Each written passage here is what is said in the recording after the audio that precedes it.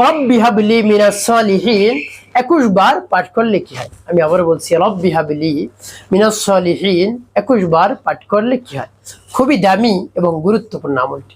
আমলটি আপনি শিখে রাখুন, আপনার কাজে লাগবে। আমলটি কখন কিভাবে করবেন, কোন নিয়মে করবেন, আমলটি করে কিভাবে আপনি উপকৃত হবেন আমি বলে দিচ্ছি। বিস্তারিত জানার জন্য, আমলটি শিখে রাখার জন্য ভিডিওটি না টেনে না কেটে ধৈর্য এবং মনোযোগ সহকারে শেষ পর্যন্ত আপনি দেখতে থাকুন, তাহলে সঠিক নিয়মে আপনি আমলটি করতে পারবেন। প্রিয় ভাই বোনেরা, আমলটি করতে আপনার টাকা পয়সা খরচ করতে হবে না। আমলটি করে যখন উপকার পাবেন, একেবারে আনন্দ আত্মহারা হয়ে যাবেন। প্রিয় ভাই বোন, অল্প কিছু সময় আপনাকে ব্যয় করতে হবে। তো আমলটি কিভাবে করবেন বলে দিচ্ছি, তাই বিস্তারিত জানার জন্য, আমলটি শিখে রাখার জন্য ভিডিওটি না টেনে দেখুন, তাহলে সঠিক নিয়মে আপনি আমলটি করতে পারবেন। শুরুতে কি করবেন? আমলটি করার ক্ষেত্রে উত্তমরূপে পবিত্রতা অর্জন করবেন। পবিত্র স্থানে বসে জীবনের গুনার কথা স্মরণ করে ক্ষমা প্রার্থনা করবেন। হে আল্লাহ, আমার জীবনের সমুদায় গুনাহ খাতা মাফ করে আমার অন্তরকে পাক পবিত্র বানিয়ে দিন। এরপরে 3 বার দুরূদ শরীফ সাল্লাল্লাহু আলাইহি ওয়াসাল্লাম, সাল্লাল্লাহু আলাইহি ওয়াসাল্লাম, সাল্লাল্লাহু আলাইহি ওয়াসাল্লাম ইস্তিগফার দুরূদ শরীফ যখন পাঠ করে হয়ে যাবে, তারপরে দোয়াটি পাঠ করবেন। যখন পাঠ করবেন, রব্বে কারীমের কাছে বলবেন, হে আল্লাহ, আমি আপনার শরণাপন্ন হয়েছি, আপনি আমার আমলকে, আমার সময়কে কবুল করুন। আর যে সমস্যা সমাধানের জন্য আমলটি করতেছি, অতি দ্রুত সেই সমস্যা সমাধান করে দিন হে আল্লাহ। এভাবে বলে তারপরে আপনি দোয়াটি পাঠ করবেন। আমি বলে দিচ্ছি, পরবর্তী কি কি করবেন সেটি পরে বলে দিচ্ছি, আগে দোয়াটি বলে নিই। বিসমিল্লাহির রাহমানির রাহিম। রব্বি হাবলি মিনাস সালিহিন। রব্বি হাবলি মিনাস সালিহিন। রব্বি হাবলি মিনাস সালিহিন। এভাবে যখন পাঠ করা হয়ে যাবে, এরপর আপনি কি করবেন? এরপরে আপনি একটি ফু দেন, তারপর আপনি আবারও পাঠ করবেন। বিসমিল্লাহির রাহমানির রাহিম। রব্বি হাবলি মিনাস সালিহিন। রব্বি হাবলি মিনাস সালিহিন। রব্বি হাবলি মিনাস সালিহিন।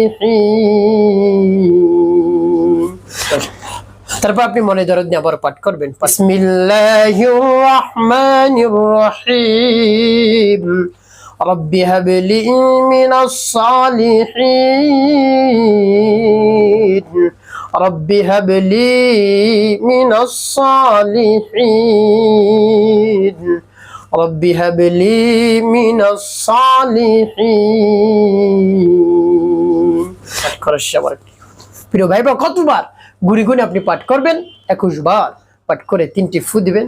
এরপরে শেষে নবীজি সাল্লাল্লাহু আলাইহি ওয়াসাল্লামের মুহাব্বত নিয়ে, ভালোবাসা নিয়ে আপনি 5 বার দুরূদ ইব্রাহিম পাঠ করবেন। আল্লাহুম্মা সাল্লি আলা মুহাম্মাদ ওয়া আলা আলি মুহাম্মাদ কামা সাল্লাইতা আলা ইব্রাহিম ওয়া আলা আলি ইব্রাহিম ইন্নাকা হামিদুম মাজিদ। আল্লাহুম্মা বারিক আলা মুহাম্মাদ ওয়া আলা আলি মুহাম্মাদ কামা বারাকতা আলা ইব্রাহিম ওয়া আলা আলি ইব্রাহিম ইন্নাকা হামিদুম মাজিদ। ওয়া সাল্লি আলা মুহাম্মাদ ওয়া আলা আলি মুহাম্মাদ কামা সাল্লাইতা আলা ইব্রাহিম وعلى آل إبراهيم إنك حميد مجيد. اللهم بارك على محمد وعلى آل محمد كما باركت على إبراهيم وعلى آل إبراهيم إنك حميد مجيد. وصل على محمد وعلى آل محمد كما صليت على إبراهيم وعلى آل إبراهيم إنك حميد مجيد. اللهم بارك على محمد وعلى آل محمد كما باركت على إبراهيم وعلى آل إبراهيم إنك حميد مجيد. وصل على محمد وعلى آل محمد كما صليت على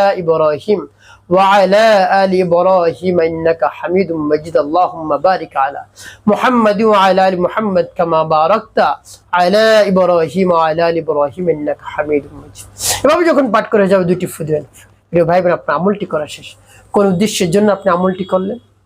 আপনার যদি সন্তান না হয়, দেখা যায় দীর্ঘদিন হয়ে গেছে, বিবাহ শাদী করেছেন, 2 বছর 3 বছর 5 বছর 10 বছর 15 বছর 20 বছর হয়ে গেছে, সন্তান হয় না।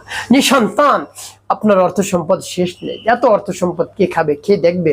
আপনি বিয়োগের পর, আপনার মৃত্যুর পর কে এটা দেখবে? আপনি সেই চিন্তায় ঘুমাচ্ছেন না, সেই চিন্তায় ব্যাকুল হয়ে পড়ছেন, কি করবেন? আর চিন্তা করতে হবে না, রব্বে কারীমের কাছে বলুন, তিনি ফয়সালা করে দিবেন। আপনার জন্য সন্তানের ব্যবস্থা করে দিবেন, যে সন্তান আপনি চান। আল্লাহ রাব্বুল আলামিনের কাছে মন খুলে, প্রাণ ভরে বিশ্বাস নিয়ে বলুন, দেখবেন কাজ হয়ে যাবে। প্রিয় ভাই বোন, একটি কাজ করতে হবে, 5 ওয়াক্ত নামাজ আপনাকে আদায় করতে হবে। মানুষের কল্যাণে খিদমত কাজ করবেন, অবশ্যই আপনার জীবন সুখময় হবে, শান্তিপূর্ণ হবে ইনশাআল্লাহ।